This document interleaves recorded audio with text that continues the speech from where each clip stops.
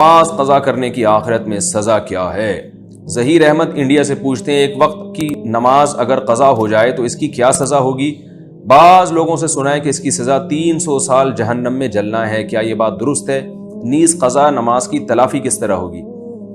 300 سال جہنم میں جلنے والی کوئی حدیث میرے علم میں نہیں ہے، البتہ ایک روایت پیش کی جاتی ہے فضائل اعمال کے حوالے سے کہ ایک حقب جنت میں جلے گا اور احقاب اس کی جمع آتی ہے، اور حقب کہتے ہیں 80 سال۔ تو لیکن وہ جو فضائل اعمال میں روایت ہے وہ بھی ہم نے بہت تلاش کی ہے، وہ بھی کہیں بھی نہیں ملتی۔ تو 80 سال والی حدیث بھی ٹھیک نہیں ہے، اس کی کوئی سند ہی ہمیں نہیں ملی، بہت تلاش کیا۔ فضائل اعمال میں ہم نے جب دیکھا تو شیخ الحدیث حضرت مولانا زکریا رحمہ اللہ نے خود اس کے بارے میں نیچے لکھا ہوا ہے کہ اس کی سند پر میں مطلع نہیں ہو سکا، اور نزول الابرار کا انہوں نے حوالہ دیا، تو میں نے جب نزول الابرار کو دیکھا تو اس میں بھی سند نہیں ہے۔ تو بہت تلاش کے باوجود بھی اس کی کوئی سرا ملتا نہیں ہے۔